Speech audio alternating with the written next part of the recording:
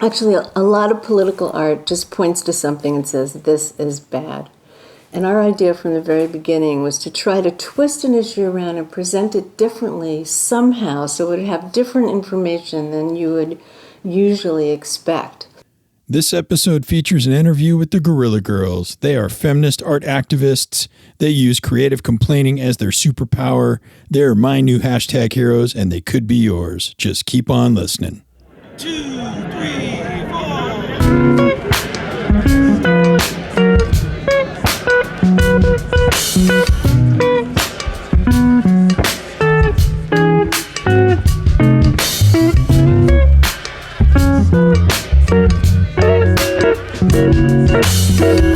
Hey, podcast people, John here, and you are listening to Season 2, Episode 17 of Make Moves, featuring an interview with the Guerrilla Girls, and they are a trip. For decades now, they've been rattling the art world around topics of diversity and inclusion, and they do it with hilarious but very effective forms of protest, which are all based on facts. I don't want to give too much away now because it's probably better that you hear it directly from them in the interview, but I will tell you that this was one of the most bizarre interviews that I've ever conducted. I had to meet the Guerrilla Girls at a secret location. They remained completely anonymous while I was booking, interviewing, and after this interview. And when I interviewed them, they were actually wearing gorilla masks to conceal their identities. It was wild. That didn't stop us from having an animated and informative conversation, but it definitely was in the realm of strange. Before I jump into the interview, I want to take care of just a little bit of friendly business. If you're a new listener, welcome. I'm really glad you're here. I hope you enjoy what you listen to. And if you do, please do subscribe or tell a friend. If you're a returning listener, hey, thanks a bunch for your loyalty. I sure do like getting to chat with you over time. And speaking of time moves really fast. I actually recorded this interview about a year and a half ago, and all of the topics that we hit on really seem to be evergreen. There's a lot of issues here around women's rights and inclusion of women and equity for women. And with the Me Too movement and the reproductive rights and the changes happening in our country, I don't think that this interview is too soon or too late. I have a feeling, unfortunately, that we're going to have to focus on women's issues for a while to come still. So I do think you'll enjoy what you hear. And if you don't enjoy it, at least it will be relevant. Okay, well, let's get to the interview. Unlike most episodes, I'm going to let this interview go straight through with no breaks. After the interview is done, I will play some really good music for you, and then maybe we can rejoin for a little conversation about how we as listeners and citizens can get active in something that matters to us. Okay, here goes. See you on the other side.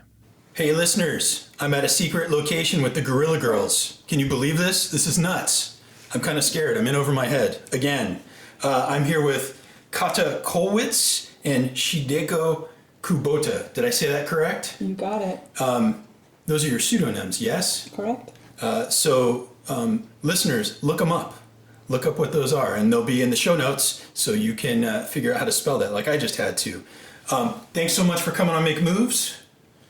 Glad you're here. By the way, everyone right here is, well, not me. Our guests are anonymous with pseudonyms and currently wearing gorilla masks. So you just got to bear with me in the social awkwardness of how I'm going to get through this conversation. But there's a lot of great information here. Let's jump in. Guerrilla Girls. What is the goal of the Guerrilla Girls, and how exactly do you turn that goal into action?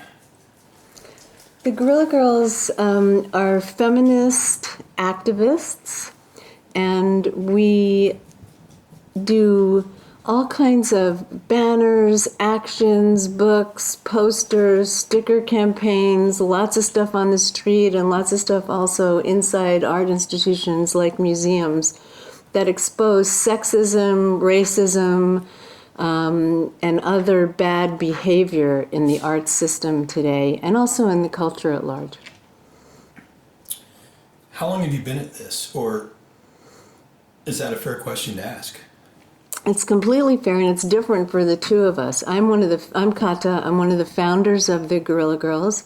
So I've been involved with just about everything the group has done, and we started out in 1985, so that's almost 33 years. Wow, that's quite a history. Was there a tipping point that led you to this call to action? Why did this come on your radar as something that just had to be done? It was a time in the 1980s where there was a backlash against feminism, and we were a bunch of young artists in the New York art world who saw that things were really terrible for women and for artists of color after some gains by the feminist movement in the 1970s. And we went to a demonstration at the Museum of Modern Art complaining about the low number of artists, women artists and artists of color in a show there. And we saw that nobody cared. No one believed that how bad things were. And that was kind of the aha moment, because it immediately became clear there had to be a better way, some kind of new political art that had the power to change things. So we started putting up posters in New York, sneaking around in the middle of the night. And these posters use facts, they use humor, they use crazy visuals. They got everyone's attention, and the statistics always convinced people that this was happening, and it was a kind of discrimination that we had to fight if we're ever going to have a culture that represents all of us. So, I mean, that's why the group as a whole came together. As individuals, did you feel a personal responsibility to do this? It's one thing to have a group that mobilizes around something, but you're also people when you're not anonymous. You're not Sure. activists, I guess is the word. Sure. The work we do with the Guerrilla Girls definitely correlates with our own outlook and personal motivations as political and activist people. I was doing homework to get ready for this, and I see it's sort of a banner, the art of complaining. Yeah. I have raised a few kids. I think complaining means something different to you than it means to me. Can you talk about complaining as an art form? Well, we call it creative complaining. Okay. And basically what that means is you have to say what's wrong and say it as convincingly and as loudly as you can. And we have made a career of doing that. So we love the idea of complaining. In fact, we've done several projects in the last year where we create a complaints department. We did it at Tate Modern, we did it in Quito, we did it in Brazil, where anyone can come and write their own complaints about any subject that they feel like complaining about. What's been the most surprising complaint that you've fielded or made? Well, some of them are really poignant. I mean, since you can write anything, most of the things are very political. Black Lives Matter, people telling their experiences about different things that really piss them off. But one thing happened at Tate Modern that I found very poignant and maybe very perfect for today. This young woman came up with a thing she had written that she wanted us to post, and she said, "Please post it after I leave. I don't want anyone to see me posting it." So I said, "Of course, absolutely." So she leaves, and she comes to tell me, "I'm leaving now, post it." So I put it up, and it was her story of how she had been raped in a small town in England. And rather than identify her attacker, because she was so frightened, her whole family moved to another town. And in her letter about this, she was complaining about herself. She said, "I really regret that I didn't name the person, because what if this person now has done this to other people, and instead, we ran away, which I thought I needed at the time." And isn't that right where we are today in the news, where finally, not finally, it's not even fair to say that, but people who've been abused are coming forward and telling their stories that sometimes they held in for a long time for very good reason, and now are empowered to bring this culture of harassment and rape out into the open. That must be kind of startling. I mean, I know a lot of what you do. I mean, again, another sort of concept that you guys are big into is get someone who disagrees with you to laugh, and that's a foothold into their mind. But some of these are not laughing matters. So, I mean, you're really covering a huge span of, it's almost like comedic levity and cracking the nut on big social problems. We take it all very seriously. As much humor as we can impart on the work, it's all with a very serious mind about how things need to change and how inequality is harmful to everyone. I know there's a lot of upside to anonymity, and I've heard you say it in interviews and in videos that people focus on the issues, not you. But I'm always curious about risk as a person. I'm curious what risk is for everyone, and I'm wondering, what is the risk to you as individuals by doing all of this work anonymously? And I'll just throw out what went through my mind, which is, I can imagine you spend a huge chunk of your life dedicated to something that you can never take credit for. And I mean, like, how many artists don't want to take credit for the things that they're connected with? It's not a common thing. But there's also an opportunity cost in the sense that you're fighting the good fight for a lot of people, and that's time you can't spend on you, even if you did take the mask off. What kind of risks or sort of costs to you as people does this work have? Well, first of all, I think you said it all. Yeah. That really, you nailed kind it. of went down all the points. Oh. Yeah. And I agree with everything you said. It's delicious to be anonymous, and it's been really important to our cause. It's attracted attention. The mystery attracts attention. And it's enabled us to do whatever we want without people discounting what they were saying because they didn't like us personally or didn't like our work personally. But does it have other costs? Sure. I mean, it does have all those costs of, you've spent your whole life doing something and not getting any credit for it. On the other hand, doing this work is just so great. Who cares? Who cares? This is Shigeko, and I've been a member for only a handful of years, and I wouldn't trade it for anything. To be able to do something that makes substantial impact on a number of people is so rewarding. Any non-credit I receive is completely worth it. I mean, credit personally is completely worth it. Well, I feel like you deserve a cosmic thanks. If it never lands on you or hits your social security card or anything like that, cosmic thanks to the work you're doing. So a little bit about, you've been doing this a long time. I presume you feel like you're getting better at it, or at least, well, maybe not, I don't know. Have there been any big learning moments that were disguised as mistakes for you as a group or as individuals? That's such a great question. We're not systematic in any way, so we try things. We really work, the group of us, as one artist. So we're a collective and we work as one, or we try to as much as we can. And so the mistakes don't usually see the light of day. We try a lot. There's so many issues we haven't taken on. We try things and it doesn't work out. So I guess sure, but not. I don't think global mistakes. I don't know. What do you think? We have a good check in place where when we bounce things off of each other, a lot of mistakes get filtered out, or any mistakes get filtered out.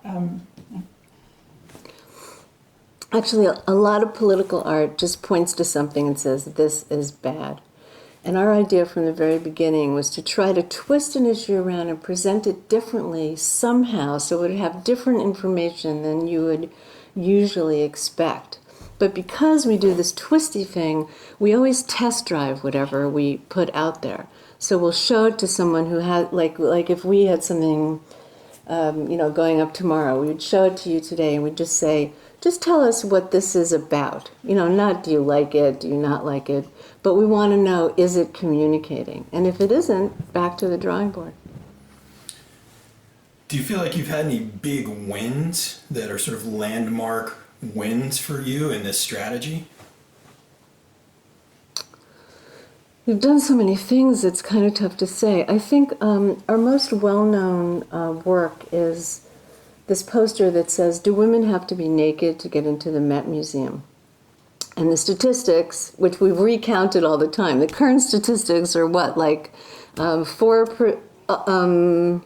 like 95% of the artists, has 95 and 4, right? 95% Yeah, of something the like artists that. are male. 94% of the nudes are female, and 5% of the artists are women. So I think that's a good example of when we're really good at something, because once you really take a look at that poster, I don't think you can ever walk into a museum without counting again, looking on the walls, why is this here? And we've refined that critique recently, even from the very beginning, but a lot recently, to really discuss the horrible situation in art and culture today where a few billionaires control everything. And that is the worst possible system for a museum, which is beholden to these wealthy people for money to buy art. And if they're just buying what the billionaires like, where will be all the great work we see around us? I mean, there's so many incredible artists. The art world is great, the world of artists is great, but the system really sucks today. I'm glad you mentioned that. I want to circle back to that in a minute, but first I want to ask, so you're fighting society on some level and institutions on some levels, and it's got to be grueling. Do you ever get discouraged? In this environment, in the political environment we're in, every day. Right. Who isn't so discouraged today? Anyone who believes that the future of the world is more human rights, more freedom, better lives for everyone has got to want to, just hide in a closet or that's not fair. Want to do something now. When you're feeling discouraged, well, this is kind of a two-part question. I'm not sure how to unravel it, so bear with me here. You're anonymous, which means that you can't just reach out, let me rephrase this. I'm assuming too much. Who are your support networks, the people that you lean on or the things you lean on to get you through when you're down or when you're feeling beat up by the process? Well, and not by name, just like what kinds of people. Well, first of all, we are so lucky to have hundreds of thousands of fans around the world who see us as a model for how to do their own crazy creative activism. Everybody wants to do something, and we're a model for doing it in your own crazy way. So that's one of the most important support systems. And then these same people write to us, they tell their ideas, they show us what they're doing. That's a cool thing too. But we're not in a vacuum. I mean, we know people, we have moles and or friends and or acquaintances at just about every major institution, also some people in politics, also in the film industry, in Hollywood. And we're in a weird moment in time for the Guerrilla Girls right now, which is most of these people really like what we're doing, which certainly wasn't the case in the beginning. Well, I was having this image of, what if my mom was a spy and no one could ever tell me? I mean, does this feel like top secret stress that you deal with? Or my son is very proud that his mom is a Guerrilla Girl. Okay. So it's top secret except to the people that you've birthed. Absolutely. Okay. Well, maybe they would. Okay. All right. Fair enough. You mentioned that there's a handful of billionaire collectors and what would they be? Dealers, collectors and dealers, maybe. And that's sort of there's a huge sort of mechanical advantage to having $1 billion. I'm wondering, have you had any success shifting the really influential billionaires at all? And I'm also kind of curious, there's a lot of art fans, but how many how many influential billionaire collectors and dealers are there? Well, maybe our use of billionaire is a little hyperbole because there could be, $900 million people. So it's not all billionaires. Yeah. But I think the question you asked about, are there any good collectors out there is really important. And the answer is absolutely. There are activist collectors who are trying to turn these big museum ships around. And some of them, have reached out to us over the years just to discuss things, and they're pretty amazing. I'm just thinking of it, is it, or maybe you don't know this, but is it 50 people that control the art scene? Is it like 100 people? I have no idea. I have no It's idea. definitely more than 50, but is Definitely it like 300? The art world does have a lot of different parts to it. But money equals influence. Yeah. I once worked at a place, and I learned from the head honcho that once you get past about 250 people, you can't remember everybody's name. But until there's 250 people, you know who everyone is in that You community. can? Oh, God. Well, I don't think I could remember more than 3. I'm getting They're all worse. sitting here. So I have to say, a lot of your activism and your intervention seems to be pointed at, I guess, informing and shifting and educating about the current paradigm of art or the way the institutions are embedded. I'm just wondering, have you ever considered just scrapping the current culture and trying a new paradigm or starting from scratch, or do you do that simultaneously? Or do you feel a real responsibility to the institutions that are there Well, we and don't making them feel be better? we don't feel a responsibility to the institutions, but we think they should be better. But actually, we are a new paradigm ourselves, don't you think? I would say, yeah. And because the systems in place are creating our history, we have to deal with them. And that's just the reality. But in a world where it's all about the lone genius artist, who has nothing to do with, stands outside society and isn't part of the culture. It's just these brilliant ideas come to him, usually, almost always him. We're something else, and lots of other artists are today too. We are a collective. We're a group. It isn't all about the cult of the great hero, barrier breaking artist. And we also don't get we're not about selling work for, thousands and thousands of dollars to collectors. Our posters, our work, anyone can have it for $20. So I do this sometimes. It's selfish, but I think you'll see the wisdom to me asking. I have a 15-year-old daughter. She says she wants to be an artist. Actually, she is an artist. She says she wants to do it professionally. And I had that parental moment where I thought, okay, I now have to encourage my daughter to do something that I'm terrified about. Because I feel like females and artists in general are vulnerable in the system, as it were. So what you do hits home for me. But I was wondering, do you have any advice for young female artists in terms of their art practices or their advocacy? Or if you were 15 right now, what would be a good starting point? No pressure. Yeah, right. Well, we actually get asked this quite a bit, both from 15-year-olds themselves and also sometimes from their parents. And I think that there is no one way to be an artist. We're at a moment now where there are so many hybrid forms. You can be music and art, you can be video and this and that, the writer and an art, a painter or something like that. So it's a wonderful, wide open time today to do what you care about and explore what you want to explore. Yeah, the system is still going to be hard, but the wonderful thing is you cannot stop artists from doing their work. They will do it no matter what. And we are so lucky that that's true, because we'd have no culture. We'd have like 10 people in each generation instead of the thousands doing incredibly interesting work. So I'd say your daughter, go for it totally.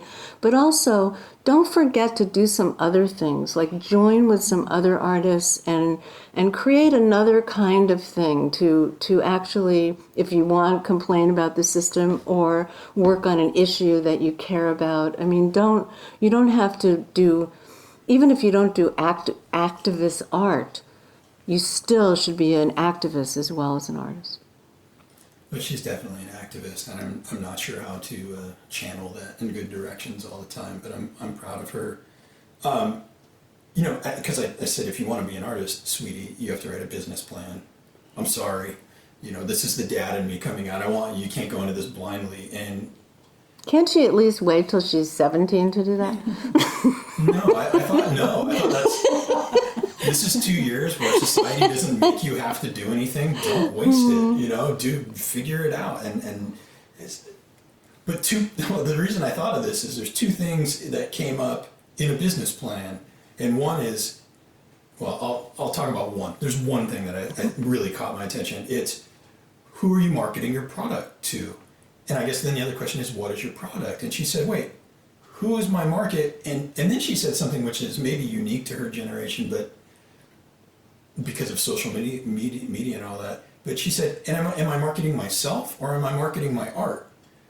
And I thought, oh God, well, it sounds like both. I mean, Instagram is about you and the things that you put on it, but who is the market now, and what is it that what are they marketing? Artists don't make work for a market. I mean, I think it's the wrong term. I understand what you're saying. Self-promotion?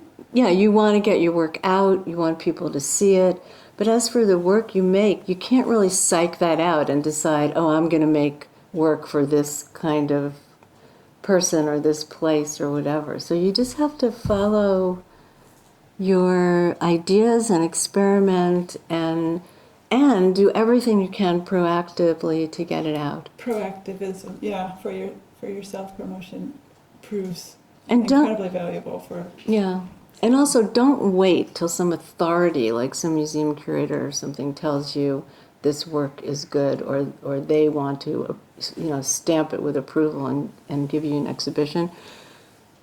Hopefully that'll happen right away, but if it doesn't happen right away, do your own exhibitions and get people to come. Good advice. Thank you. I'm going to be Dad of the Year when I get home. I hope. So I guess my last question, aside from some sort of promotional questions for you, so you've been at this, some of you have been at this for 30 years, some of you are newer to this. I don't know if there's sort of a sunset clause in this movement, like when do you know that you can no longer have to do this anymore? But assuming the need lasts past your commitment to this type of work, how do you pull people in to be the next generation, or is that all classified information? Yeah. Top secret. We'll let you know when we get there. Okay, you heard it here, everyone. That's classified, and I'm not going to ask because I don't want to get beaten by gorillas on the way out of here. But, I'll tell you one thing. I mean, from the beginning until now, over 55 women have been members of the Guerrilla Girls, and we've been diverse. Oh, that's much bigger than I thought. Well, not at any one moment, though. Yeah, but I didn't realize it was that many people. Wow. Yeah. So all the time, people are leaving and people are coming, but we're always pretty small at any one time because you can't really do the work that we do in a big group. You could never get people to agree. So getting people to agree, that's a whole other thing.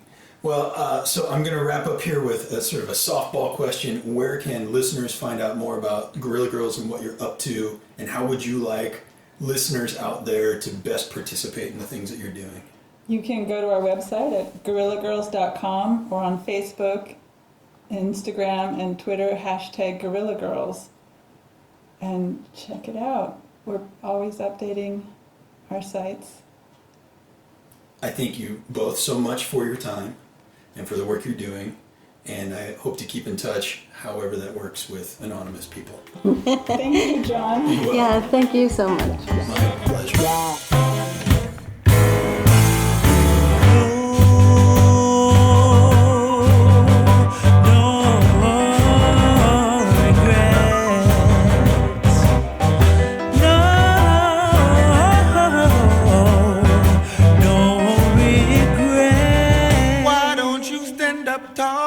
Why don't you stand up tall? Why don't you stand up tall?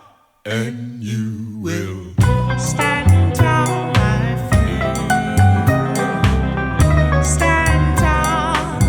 Stand tall, my friend. Stand tall, my friend. Whatever you want to do in your life, you gotta fight for it hard. Stand tall. Sometimes we fight and argue. Sometimes we fight and argue. Sometimes we fight and argue. So you win.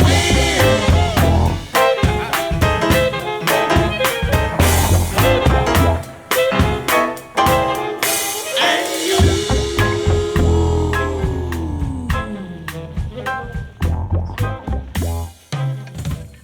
With permission of our good pals at Rope-A-Dope Records, we just heard some of the song No Regrets by the band Mwenso and the Shakes off of their album Emergence, the process of coming into being. If you're wondering how to spell Mwenso, it's hard to spell, so let me spell it for you. M-W-E-N-S-O, Mwenso and the Shakes.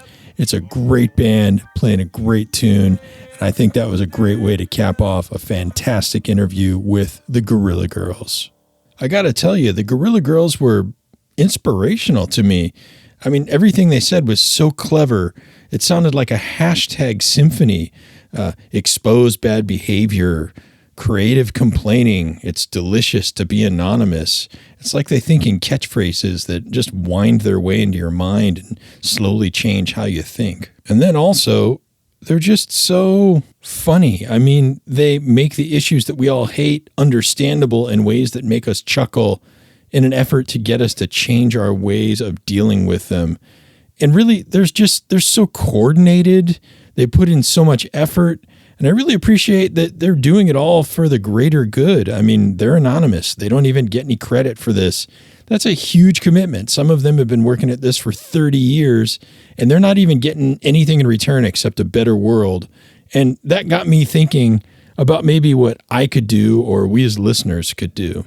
I mean, we could all jump in and help the Guerrilla Girls. If you check the blog post for this episode, there is contact information. If you care a lot about diversity or equity issues in the arts, you could probably reach out to the Guerrilla Girls. Maybe they'd help you find a way to get involved, or maybe you could look at their social media or their website and learn some tips and tricks and try and do something on your own.